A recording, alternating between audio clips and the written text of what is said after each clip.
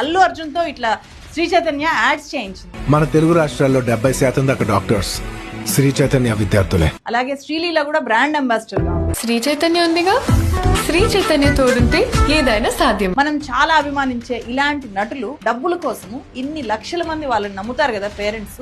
ఇలాంటి యాడ్స్ లో నటించొచ్చా? మనం బెట్టింగ్ యాప్స్ గురించి చాలా మాట్లాడుతుంటాం కదా. బెట్టింగ్ యాప్స్ కంటే ఏ మాత్రం తక్కువైన పని కాదు ఇది. ఇక్కడ జీవితాలు, వాళ్ళ కెరియర్ మొత్తము తలకిందలైపోయేది కదా.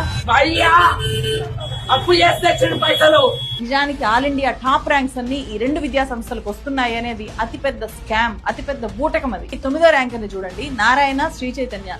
ఈ రెండు కాలేజెస్ కూడా ఈ అబ్బాయి మా కాలేజ్ లోనే చదివాడు అని చెప్పి క్లెయిమ్ చేసుకున్నాయి. తీరా చూస్తే ఏంటి, ఇతను తెలంగాణ కాదు, ఆంధ్రప్రదేశ్ కాదు, ఇతని గుజరాత్. వీళ్ళ దగ్గర గతంలో ఎప్పుడో ఒక చిన్న ఆన్లైన్ మార్క్ టెస్ట్ రాసినా కూడా ఈ విద్యార్థి మా స్టూడెంటే, మా దగ్గరే చదువుకున్నాడు అని చెప్పి అతని ఫొటోస్ ని ఉపయోగించి ఇలా పెద్ద పెద్ద అడ్వర్టైజ్మెంట్స్ ఇచ్చేసుకుంటారు. ఇక్కడ చూస్తే 9th ర్యాంక్ వచ్చినట్టు విద్యార్థి నారాయణ కళాశాలలో 9th ర్యాంక్ వచ్చింది.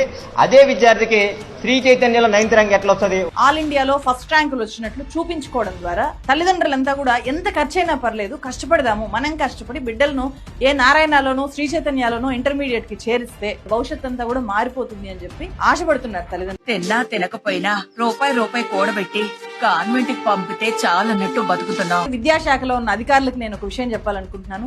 మీరు తలుచుకుంటే, మీరు నిజాయితీగా పనిచేస్తే ఈ అవినీతి విద్యా సంస్థలు భూస్థాపితం అవుతాయి. మీరొక్కరు డబ్బుకు లొంగిపోతే వేల మంది విద్యార్థుల జీవితాలు నాశనం అవుతాయి.